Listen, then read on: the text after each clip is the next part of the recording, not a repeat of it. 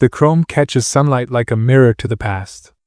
10 Harley-Davidsons sit parked outside Rusty's diner, engines ticking as they cool, leather seats still warm. Inside, laughter rolls through the air, deep and raw, the kind that comes from men who've seen too much but found each other anyway. They're Hell's Angels. Northern California chapter. And today, like every Sunday, they've claimed the corner booth, the one with duct tape holding the vinyl together and coffee rings that won't scrub clean. The air smells like coffee and bacon grease. The jukebox in the corner plays Johnny Cash, and someone's arguing about a poker game from last night. Tank lost $300. Wrench won't let him forget it. These men, with their leather vests and scarred knuckles and eyes that have seen things most people only have nightmares about, they're laughing like children. Because this is their sanctuary. This is where the world makes sense. Then the bell above the door chimes. And everything stops. She's maybe 9 years old. 10 at most. Brown hair pulled into a ponytail that's coming loose, strands falling across her face that she doesn't bother to push away. Sneakers with holes in the toe, the kind of holes that come from walking too much and replacing too little. Jeans too short for her growing legs, showing ankles that are bruised and scraped. Her jacket is thin, worn at the elbows, and there's a patch sewn on the shoulder that doesn't quite match the fabric. But it's her eyes that hit first. Dark. Steady. Old. The kind of eyes that belong to someone who's already learned that the world doesn't give, it takes. She stands there in the doorway, small against the afternoon light, and scans the room like she's searching for something she's not sure exists. The biggest biker, a man called Tank with shoulders like a linebacker and a beard that touches his chest, notices her first. He nudges Reaper, the chapter president, whose face is a roadmap of scars and stories.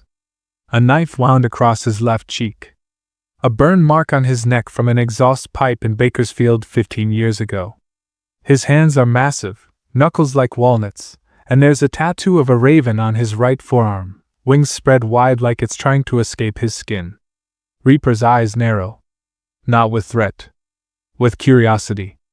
The girl takes a step forward. Then another. Her hands are shaking, but her jaw is set. She walks straight to their table. Doesn't hesitate. Doesn't look away. She stops 3 feet from Reaper and says, in a voice that's trying so hard to be brave, "My father had the same tattoo." The words land like a stone in still water. Ripples. Silence. Every man at that table knows what she means.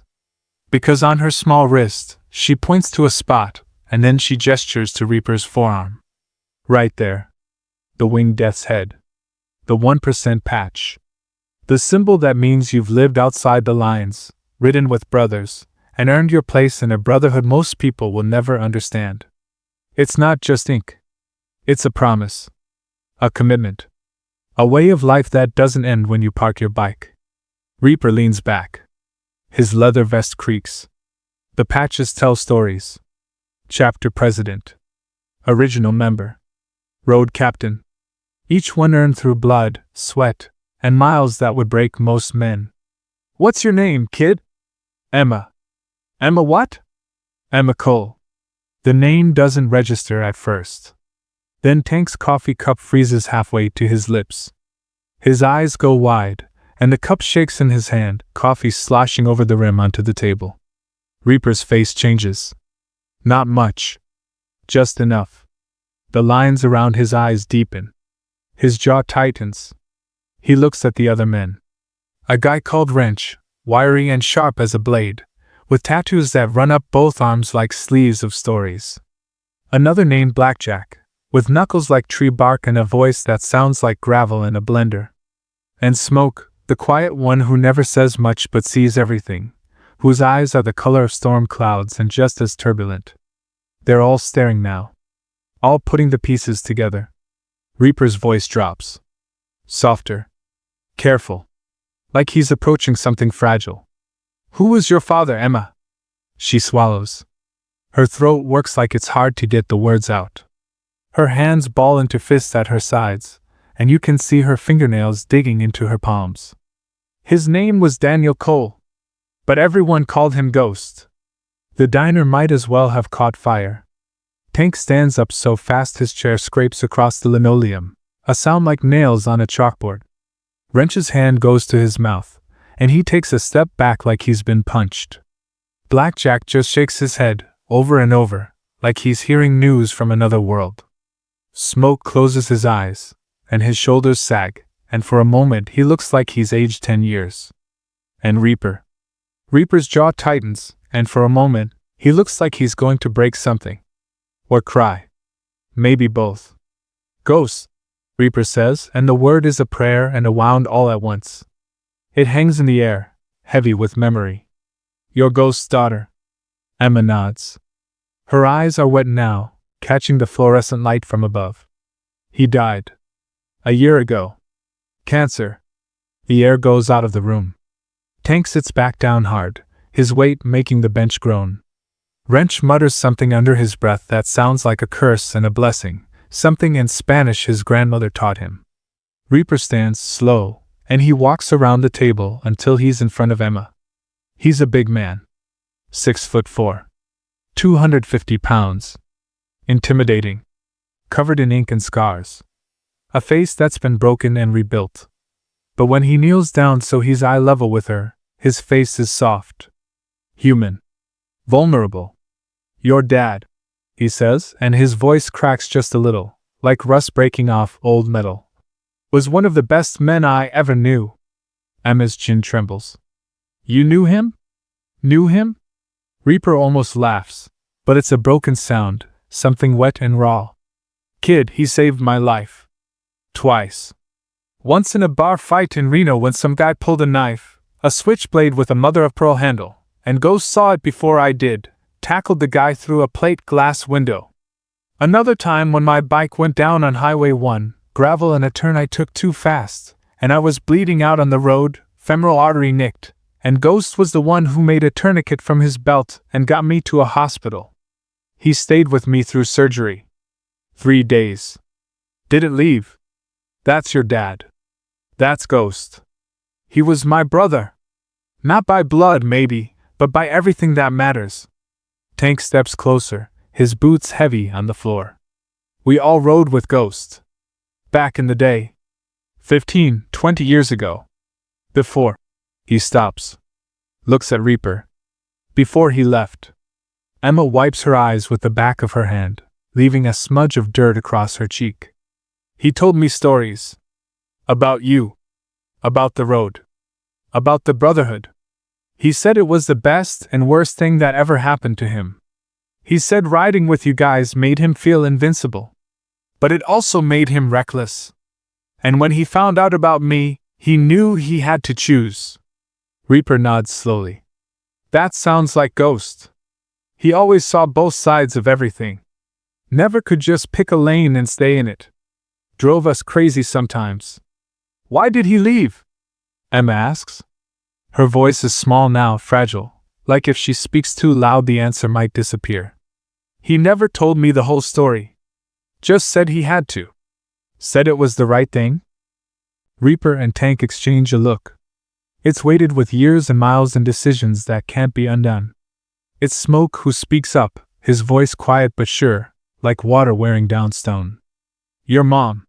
He left because of your mom. And you. Emma blinks. Me?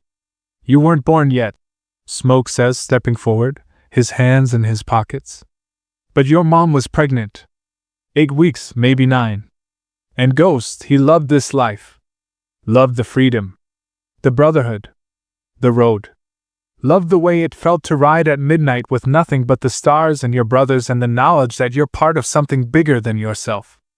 But he loved your mom more. And he knew if he stayed, if he kept riding with us, there'd come a day when he wouldn't come home. A bullet. A crash. A bad turn. Something. So he made a choice. Hardest choice a man can make. He walked away. Moved to Oregon. Cut ties. Started over. Built a life. A real life. A normal life. For you. The words sit heavy in the diner. Outside, a truck rumbles past. Somewhere a dog barks. The jukebox switches songs, and Waylon Jennings starts singing about lonesome roads. Emma's crying now, but she's not hiding it. Tears run down her face, and she doesn't wipe them away. He never regretted it, she says, her voice thick. He told me that. Even at the end, when he was so sick he couldn't get out of bed, when the morphine made him confused and he didn't always know where he was, he said leaving the club was the only way he got to be my dad. He said you guys taught him what loyalty meant. And that's why he could be loyal to us. Reaper's eyes are wet. He doesn't wipe them. Men like him don't cry in public. Except when they do. That's the Ghost I knew. Always thought about what mattered. Always putting people before pride. He pauses, studying Emma's face, seeing Ghost in the shape of her nose, the set of her jaw. How'd you find us, kid? Emma reaches into her jacket pocket and pulls out a crumpled piece of paper. It's an old photo. Faded. Edges torn. Water damage in one corner. But you can still see it. A group of bikers standing in front of their bikes outside some dive bar with a neon sign that says, Blackjacks. Young. Wild. Grinning like they own the world. Ghost is right in the middle, arm around Reaper's shoulders, his other hand holding a beer. He's laughing, head thrown back, and there's a cigarette tucked behind his ear. On the back, in handwriting that's shaky and thin, the letters uneven, it says, If you ever need help, find them. Rusty's Diner, every Sunday. Their family. They'll remember. Love, Dad. Reaper takes the photo like it's made of glass. He stares at it for a long time, his thumb tracing the edge. Tank looks over his shoulder, and his breath catches. Wrench moves closer, squinting. Blackjack makes a sound in his throat. Smoke just stares, unblinking. He wrote that 3 weeks before he died, Emma says. He could barely hold the pen. But he wanted me to have it. Wanted me to know where to go if things got bad. Reaper looks up at her. You came here for help. It's not a question. Emma nods, and her whole body seems to deflate, like she's been holding herself together through sheer will and now, finally, she can let go. My mom's sick. Really sick. She's got something with her lungs, the doctors call it pulmonary fibrosis, and she can't breathe right anymore, and she needs surgery and medication, but it costs so much, and we don't have insurance because she lost her job when she got sick, and our landlord. Her voice breaks. She's trying so hard to hold it together, but the cracks are showing. Our landlord is threatening to kick us out because we're 3 months behind on rent, and he yells at my mom, calls her names, says we're trash, and he scares me, and I didn't know what to do, so I thought maybe if I found you. She doesn't finish. She doesn't have to. She's shaking now, her whole body trembling like a leaf in a storm. Reaper stands and looks at his brothers. There's no hesitation. No debate. No need for words. Tank nods, his face set like stone. Wrench cracks his knuckles, a sound like gunshots. Blackjack says, We ride. And his voice is iron. Smoke just stares at Emma like she's the most important thing in the world, like he'd burned down cities for her. Reaper puts a hand on Emma's shoulder. Gentle. Steady. The hand of a man who's broken bones but knows when to be soft. You did the right thing, kid. Ghost was our brother. That makes you family. And we don't let family struggle. Not ever. Not while we're still breathing. Emma looks up at him, and there's something like hope in her eyes. Real hope. The fragile kind. You'll help us? Kid, Tank says, his voice rumbling like distant thunder. We'll move heaven and earth for you. That's a promise. 3 hours later, Reaper's truck pulls up outside a rundown apartment complex in a part of town where the paint peels and the sirens never stop and the street lights are broken more often than not. Emma's in the passenger seat, quiet, her hands folded in her lap, still holding that photograph like it's an anchor. Behind them, the rest of the chapter follows on their bikes, engines rumbling like thunder rolling across the valley. They park in a line, chrome glinting, and when they dismount, people watch from windows. Nervous. Curious. Respectful. Because everyone knows what the patches mean. Everyone knows you don't mess with the angels. Emma leads them upstairs. The building smells like mold and cigarettes, and something vaguely chemical. The stairs creak. There's graffiti on the walls, tags and crude drawings and phone numbers for things you don't want to call. Second floor. The hallway is dimly lit, one bulb flickering like it's dying. Apartment 207. The door is thin, hollow core, with a dent like someone kicked it. You can hear coughing from inside, wet and rattling, the kind that makes your own chest hurt just listening to it. Emma knocks. "Mom, it's me." The door opens. A woman stands there. Mid-30s, maybe, but she looks older. Exhausted. Pale as paper. Her hair is tied back in a messy bun, and there are dark circles under her eyes like bruises. She's wearing sweatpants and an oversized t-shirt, and there's an oxygen tube running to her nose, connected to a portable tank. She's beautiful, you can tell, beneath the sickness. High cheekbones. Green eyes. The kind of face that used to turn heads. But life's been taking pieces of her. She sees Emma first. Relief floods her face. Then the bikers. Her face goes white, and she takes a step back, her hand gripping the doorframe. "Emma, what?" "Mom, they knew Dad." The woman freezes. Her hand goes to her mouth. Her eyes go wide. "Daniel?" Reaper steps forward. He takes off his sunglasses, revealing eyes that are dark and serious and kind all at once. "Mrs. Cole. My name's Reaper. I rode with your husband. 15 years, we were brothers. He was one of the best men I ever knew. Saved my life more than once. And your daughter here, she told us you're in trouble. She told us you need help. And Ghost, Daniel, he'd never forgive us if we didn't step up." The woman, Sarah, looks at Emma. Then back at the bikers. Her chest rises and falls rapidly, the oxygen tank hissing softly. Her eyes fill with tears. "I told you not to bother anyone, baby. I told you we'd figure it out." "They're not anyone, Mom. They're family. Dad said so." Sarah starts to cry. Not quiet tears. The kind that come from holding everything in for too long, from nights spent lying awake, wondering how you're going to make it another day, from watching your daughter grow up too fast and knowing it's your fault. Reaper doesn't wait. He steps inside, and the others follow. The apartment is small. One bedroom.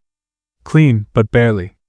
There's a mattress on the floor in the living room where Emma clearly sleeps. Medical bills stacked on a card table, notices stamped in red. A single lamp. No TV. The fridge hums in the corner, old and loud, and you can tell it's almost empty just from the sound. There's a smell, sterile and medicinal, mixed with the faint scent of bleach. Sarah's been trying to keep it clean, trying to maintain some dignity. But she's losing the fight. Tank looks around and swears under his breath. Jesus Christ. Wrench is already pulling out his phone, texting someone, probably the chapter treasurer. Blackjack sits down on the floor next to Emma and says, "You holding up okay, kid?" Emma nods. But she's not. Not really. She's been holding her mother together while falling apart herself. Reaper sits across from Sarah at the card table. She sinks into the chair like her legs can't hold her anymore. "How long you been sick?" 6 months. Started as a cough. Thought it was bronchitis. Then pneumonia. Then they did scans and found scarring on my lungs. Progressive. Getting worse. Doctor says I need a lung transplant or at least surgery to remove the damaged tissue and medication to stop the progression, but it's... She stops, her voice breaking. "It's $50,000. Maybe more. And I don't have insurance. Lost my job 3 months ago when I couldn't work anymore. I've been trying to keep us afloat on disability, but it's not enough, and our landlord, he's..." She looks at Emma, her face crumpling. "He's threatening to evict us. Gave us till the end of the week. And I don't know what to do. I don't know where we'll go." Reaper's jaw tightens. "What's the landlord's name?" "Rick Donnelly. He owns this whole building. He's been harassing us for months. Ever since I got behind on rent. He comes by, bangs on the door, yells. Last week he cornered Emma in the hallway, Told her we were deadbeats. She's 9 years old. Tank's fist clenches. Wrench looks at Reaper. Blackjack stands up. Smoke's eyes darken. Reaper holds up a hand. We'll handle it. All of it. But first, let's take care of you. Sarah shakes her head, tears streaming down her face. I can't let you, I can't accept. You're not letting us do anything. We're doing it. End of story. Reaper's voice is firm but not unkind. Ghost was our brother. He rode with us through hell and back. He saved lives. He bled for us. And when he left, it wasn't because he stopped caring. It was because he cared too much. He chose you and Emma. He chose to be a father. That's the most honorable thing a man can do. And if he were here right now, if roles were reversed, he'd do the exact same thing for us. You know that's true. Sarah does know. She nods, and the relief on her face is almost painful to watch. Thank you? I don't even know what to say. Don't say anything. Smoke speaks up from the corner, his voice quiet but sure. Just let us help. We've got a spare room at the clubhouse. Clean. Quiet. Safe. Better than here. And we'll make sure you get the treatment you need. Best doctors. Best hospital. Whatever it takes. You're not alone anymore. Emma's crying again. Sarah reaches for her, pulls her close, and they hold each other like they're the only solid things in a world that's been trying to shake them loose. The next morning, before dawn, 3 pickup trucks pull up outside the apartment complex. The bikers load everything Sarah and Emma own into the beds. It doesn't take long. A few boxes. Some clothes. Emma's schoolbooks. A stuffed bear that looks like it's been through a war. Sarah's medical equipment. By the time the sun comes up, the apartment is empty, and they're gone. The clubhouse sits on 5 acres outside town, surrounded by trees and chain-link fence and a sense of history. It's a 2-story building, part warehouse, part home, all brotherhood. The main room downstairs is massive, with a bar along one wall, pool tables, couches that have seen better days, and walls covered in photos and patches and memorabilia from decades of writing. Upstairs, there are rooms. Private spaces. A kitchen. Bathrooms. It's not fancy. But it's clean. Organized. Respectful. The brothers clear out a room upstairs, one with 2 windows that let in morning light. Wrench brings in a bed, a real one with a mattress and box spring. Tank hangs curtains dark blue that Emma picks out. Blackjack stocks the fridge with groceries, real food, fresh fruit and vegetables and meat. Smoke sets up a small desk for Emma to do her homework, with a lamp and a cup full of pens and a stack of notebooks. Sarah watches it all from the couch downstairs, wrapped in a blanket that Tank's old lady dropped off, her breathing shallow but steady. She's overwhelmed. Emma sits beside her, holding her hand, and for the first time in months Sarah smiles. Really smiles. The kind that reaches her eyes. Over the next few weeks, the bikers become part of their lives in ways that feel both strange and natural. Reaper takes Sarah to doctor's appointments. He sits in waiting rooms with her, fills out paperwork with a patience that surprises even him, argues with insurance companies until they cave, threatens to show up at their offices with his brothers. He makes calls. Pulls strings. Finds a specialist in San Francisco who's willing to take Sarah's case pro bono. A surgeon who lost his own brother to lung disease and understands what it means to fight for family. Tank teaches Emma how to fix a motorcycle chain, how to change oil, how to read engine sounds. He's patient with her, never talks down, treats her like she's capable. And she is. She learns fast. Her small hands are surprisingly deft. Your dad would be proud. Tank tells her one afternoon, and she glows. Wrench helps her with her math homework. Turns out he's got a degree in engineering, something most people don't know. He sits with her at the kitchen table, explaining fractions and geometry, making it make sense.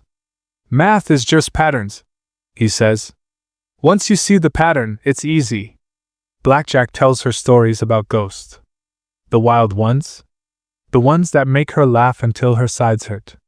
Like the time Ghost convinced them to enter a chili cook-off in Barstow and accidentally used ghost peppers instead of jalapenos, and sent half the judges to the hospital. Or the time they rode from California to Montana in a single push, 36 hours straight, and Ghost hallucinated a herd of buffalo crossing the road. He was something else, Blackjack says, shaking his head. Crazy as hell. But loyal. God, he was loyal. Smoke, who hardly talks to anyone, starts reading to Emma at night. Old westerns. Adventure stories. Books about heroes and outlaws and redemption. He sits in a chair beside her bed, his voice low and steady, and she falls asleep to stories about people who ride into danger and come out the other side. Sometimes Sarah listens from the doorway, and Smoke pretends not to notice, but he reads a little louder so she can hear. Sarah gets her surgery on a Tuesday morning in October. The chapter waits in the hospital, all of them, filling up the waiting room with leather and ink and quiet tension. It takes 6 hours. When the surgeon finally comes out, tired but smiling, and says it went well, that they removed the damaged tissue, that Sarah's going to make it, the room exhales. Tank cries. Wrench punches the wall, then apologizes to the nurse. Blackjack hugs Emma so tight she squeaks. Reaper just nods, his jaw tight, and says, "Good. That's good." Sarah recovers slowly. Painfully. But she recovers. Physical therapy 3 times a week. Medication that makes her nauseous but keeps her alive.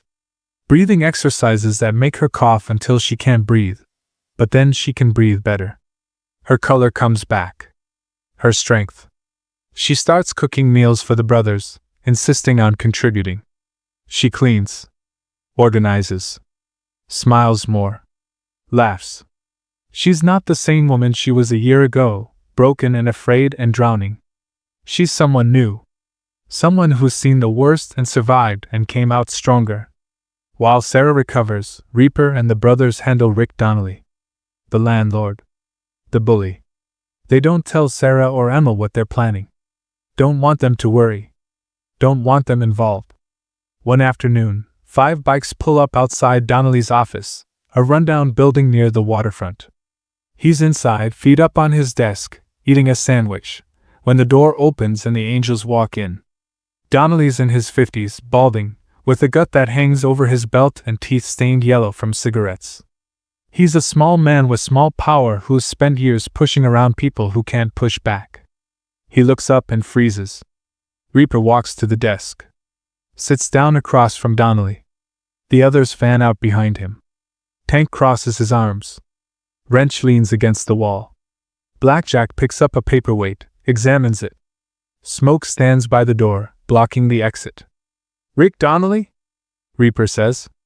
Donnelly nods, his throat working. "Why, yeah. I'm Reaper. This is my chapter. And we need to have a conversation about Sarah Cole." Donnelly's eyes dart to the door. Smoke shakes his head. "You've been harassing her," Reaper continues. "Threatening her. Cornering her daughter. Making their lives hell while she's fighting for her life. Is that about right? I am just trying to collect what's owed." She was 3 months behind. $1,500. Reaper pulls out a roll of bills, counts out 1,500, slaps it on the desk. "There. Paid. With interest. Now here's what's going to happen. You're going to write paid in full on her account. You're going to leave her alone. You're never going to contact her again. You're never going to go near her daughter. And if I even hear a rumor that you've been bothering anyone else in that building, anyone else who's struggling, anyone else who can't fight back, I'm going to come back here. And next time, I won't be this friendly. Do we understand each other?" Donnelly nods frantically. "Yeah. Yes. Absolutely. Good." Reaper stands. Tank steps forward, and Donnelly flinches. But Tank just picks up a pen, hands it to him. "Write it. Now." Donnelly writes. His hand shakes so bad the letters are barely legible. But he writes it. Paid in full. Signs it. Dates it. Reaper takes the paper, folds it, puts it in his pocket. One more thing, Blackjack says, picking up a framed photo from Donnelly's desk. It's Donnelly with his family, wife and kids at Disneyland. Nice family you got here. Be a shame if they found out what kind of man you really are. Donnelly's face goes white. Please, we're not going to hurt anyone, Reaper says. We're not like that. But you need to understand that the people you've been pushing around, they matter. They have people who care about them. And if you forget that again, if you decide to go back to your old ways, there will be consequences. Not from us, necessarily. But from the universe. From karma. From life. You understand? Donnelly nods. I understand. They leave him there, sweating and shaking. Outside, Wrench says, Think he'll listen? He'll listen, Smoke says. Men like him are cowards. They only push when they know they can win. 2 months later, Sarah's strong enough to work again. She's been fighting for it, pushing through pain and exhaustion and the fear that she'll never be herself again. But she is. She's better. Reaper pulls some strings, calls in a favor from a friend who owns a logistics company, a guy who did time with him back in the day. Sarah gets a job. Office work. Scheduling. Good pay. Benefits. Health insurance. A retirement plan. A future. She cries when she gets the offer letter, and the brothers pretend not to notice, busying themselves with bikes and beers and small tasks that suddenly seem very important. But they don't leave the clubhouse right away. Because by then, it's home. The brothers throw a small party. Nothing fancy. Just burgers on the grill, potato salad that Tank's old lady makes, cold beer, and music from a speaker that someone's phone is plugged into.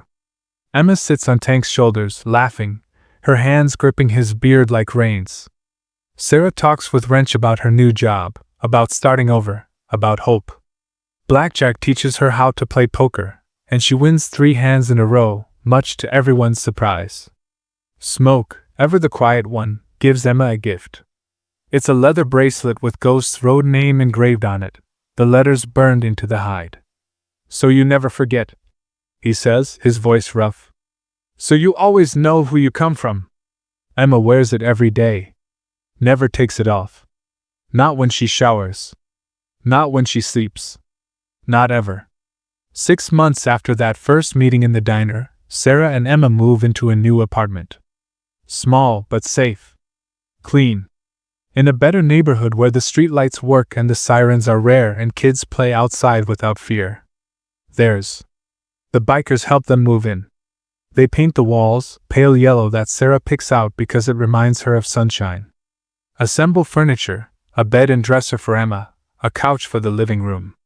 Stock the pantry with food that will last, canned goods and pasta and rice. Reaper hangs a photo on the wall.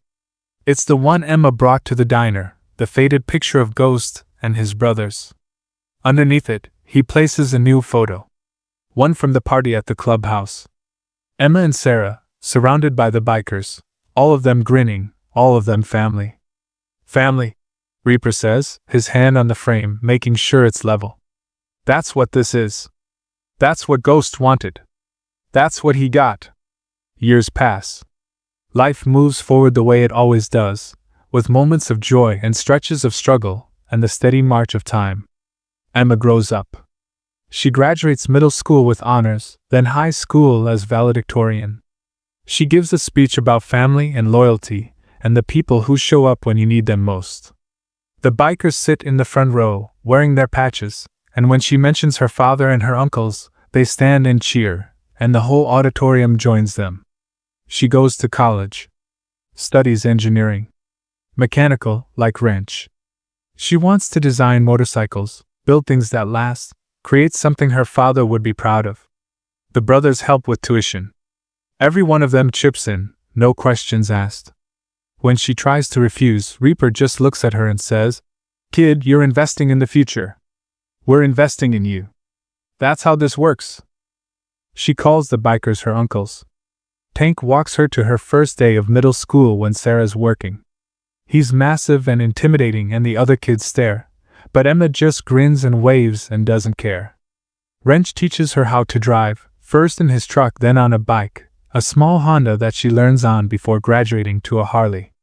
Blackjack gives her advice about boys, which mostly consists of, "They're idiots, kid. Every single one of them. Don't settle. Find someone who treats you like Ghost treated your mom." Smoke attends every school event, sitting in the back, quiet but always there, and when Emma spots him she always waves, and he always nods, and that's enough. Sarah thrives. She gets promoted at work, then again, until she's managing a whole division. She meets someone. A good man named Marcus, a teacher who volunteers at a food bank and reads poetry and treats Sarah like she's made of light. The bikers grill him, of course. Invite him to the clubhouse. Make him sweat. Tank asks what his intentions are. Wrench asks how he'd handle a fight. Blackjack asks if he knows how to ride. Smoke just stares at him for 5 full minutes without saying a word. Marcus passes. Barely. But he passes. And when Sarah marries him 2 years later, it's at the clubhouse, surrounded by friends and family and brothers. And Reaper walks her down the aisle because that's what Ghost would have wanted. When Emma turns 18, the chapter throws her a party. It's at the clubhouse, and everyone's there. Brothers from other chapters, guys who rode with Ghost decades ago and have stories Emma's never heard. Friends from school. Sarah and Marcus. Family. Tank grills steaks. Wrench makes a cake that collapses in the middle but tastes amazing. Blackjack gives a speech that's half jokes and half tears. Smoke gives her a helmet, custom painted, with a ghost on the side and the words, "Ride free," underneath. Sarah makes a speech, her voice strong and clear, no oxygen tube, no coughing, healthy and whole. "A long time ago, I was terrified when my daughter walked into a diner and found a group of bikers. I thought she was in danger. I thought she'd made a mistake. But I was wrong. She found the safest place in the world. She found her father's brothers. She found family. And we'll never be able to repay that. Never. You gave us life when we had nothing. You gave us hope when we were drowning. You showed us what brotherhood really means. And Daniel, wherever he is, I know he's watching. I know he's proud. Because you kept your promise to him. You took care of his girls." The room erupts in cheers. Emma's crying. So is Sarah. So are most of the bikers, though none of them will admit it later. Marcus stands beside Sarah, his arm around her, and he nods to the brothers with respect, because he understands now what they mean to this family. Reaper stands. He raises his beer, the bottle sweating in his hand. "Ghost would be proud. Of both of you. Of all of us. He made the right choice, leaving the road. Because he got to be your dad, Emma. And because of him, we got to be your uncles. That's the trade. That's the deal. And we'd make it 1,000 times over. Because that's what brotherhood is. It doesn't end when you park your bike. It doesn't end when you move away. It doesn't end when you die. It just changes shape. Becomes something new. Something that lasts." The brothers roar their approval. Glasses clink. Music starts. Someone fires up the grill again. The party goes late into the night, and at some point Emma finds herself standing outside, looking up at the stars, and Tank comes out, lights a cigarette, offers her one. She shakes her head. "Dad quit smoking when he found out Mom was pregnant. Said he wanted to be around long enough to see me grow up." Tank nods. "That was Ghost. Always thinking ahead." He takes a drag, exhales slowly. "You know, when he left, we were angry. Some of us, anyway. Felt like he abandoned the brotherhood. Felt like he chose her over us. But we were young and stupid. Didn't understand that love isn't a competition. He didn't choose her over us. He chose all of you. And that's bigger. That's harder. That takes more courage than any ride we ever did." Emma looks at him. "Did you forgive him?" "There was nothing to forgive, kid. He was being a man. A real man. The kind who thinks about consequences. The kind who builds instead of just burns. We respect that now. Always did, really, even if we didn't say it. He flicks ash onto the ground. And now, seeing you, seeing what he built, seeing who you're becoming, I know he made the right call. You're his legacy. You and your mom. And we're honored to be part of it. Emma wipes her eyes. Thank you? For everything. For being there when we had no one. Tank shakes his head. You had someone. You had Ghost. Even after he died, you had him. That photo. That note. That tattoo on your wrist. He made sure you'd find us. Made sure you'd be safe. That's a father's love, kid. It doesn't end. They stand there in comfortable silence, watching the stars, and inside the clubhouse, the party continues, full of light and laughter and love. The years continue to unfold. Emma finishes college, gets a job with a motorcycle manufacturer in Milwaukee, designing engines. She's good at it. Really good. Innovative. She patents a new cooling system that improves efficiency by 18%. The company loves her. Her colleagues respect her. And on her desk, always, is that photo of her father and his brothers, young and wild and free. She dates a few guys. None of them stick until she meets Daniel, a mechanic with kind eyes and steady hands who treats her like she's the most important person in the world. The bikers approve. They grill him, of course. It's tradition. But Daniel's different. He rides. Knows engines. Respects the culture. And when Tank asks him what his intentions are, Daniel says, to spend every day proving I deserve her. That's the right answer. They get married 3 years later. Emma wears her mother's dress, altered to fit. The wedding's at the clubhouse, because where else would it be? Reaper officiates, because he got ordained online specifically for this. The vows are simple and true. Emma promises to be loyal, to be honest, to ride beside Daniel through whatever comes. Daniel promises to protect her, to support her, to be the man her father would approve of. They kiss, and the brothers cheer, and the party that follows lasts until dawn. Sarah's there, healthy and happy, dancing with Marcus, laughing in a way she never thought she'd laugh again. She watches her daughter, sees the woman Emma's become, and she thinks about Daniel Cole, about Ghost, about the man who gave up everything so Emma could have this. And she whispers a thank you to the sky, hoping he can hear it. 2 years later, Emma has a baby. A boy. She names him Daniel, after her father, but they call him Danny. When she brings him to the clubhouse for the first time, wrapped in a blanket that Tank's old lady knitted, the brothers gather around. These men, hardened by life and miles and choices, become gentle. Tank holds Danny like he's made of glass.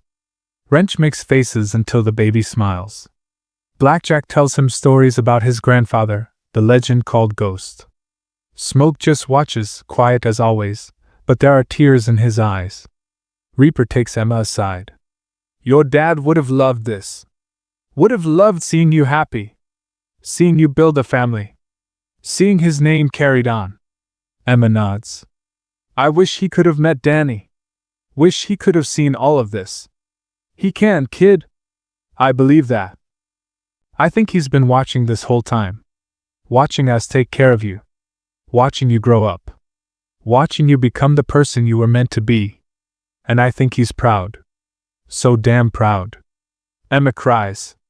Reaper hugs her. And in that moment, surrounded by brothers and family and love, she feels her father's presence. Not like a ghost. Like a memory. Like a promise kept. The years turn into decades. Emma's son grows up surrounded by bikers, learning about loyalty and honor and what it means to be part of something bigger than yourself. He calls them uncle, just like his mother did. They teach him to ride, to fix engines, to stand up for what's right. And when he's old enough, when he understands what it means, Reaper takes him aside and tells him about Ghost. About the man who gave up the road for love. About the choice that made everything possible. Sarah lives to see her grandson graduate high school. She's there, in the front row, older now but still strong, still fighting. Marcus beside her. Emma and Daniel. The brothers, grayer now but still riding, still together. And when Danny gives his speech, he talks about family.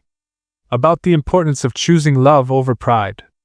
About the legacy his grandfather left behind. Reaper's health starts to fail when he's 73. Cancer like Ghost. The brothers rally around him. They take shifts at the hospital.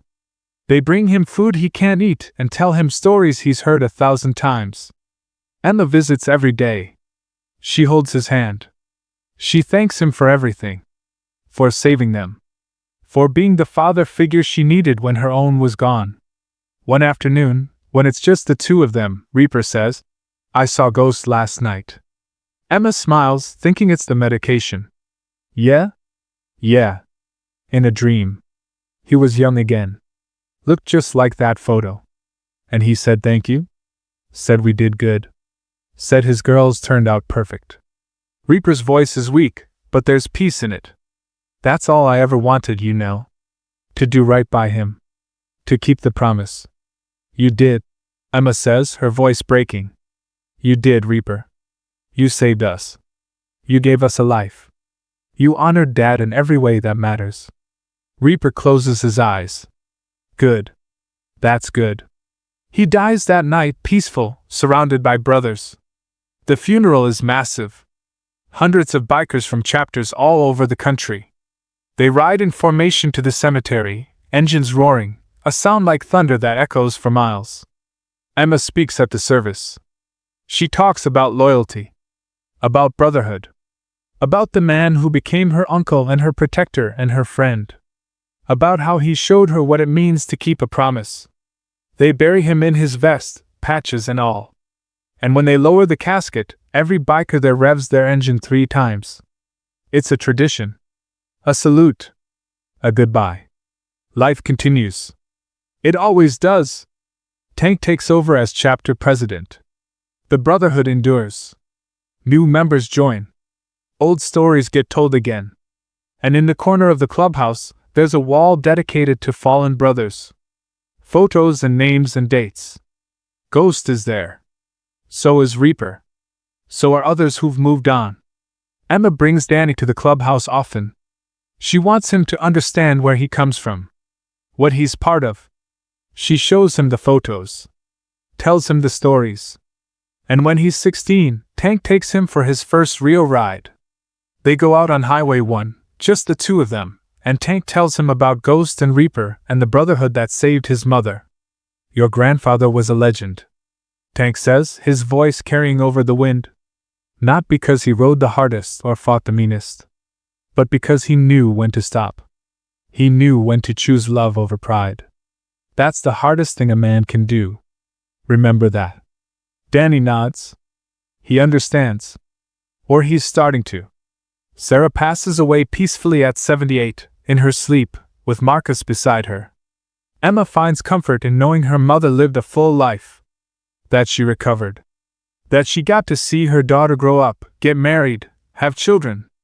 That she got to be happy. The brothers attend the funeral, older now, some of them using canes, but still there.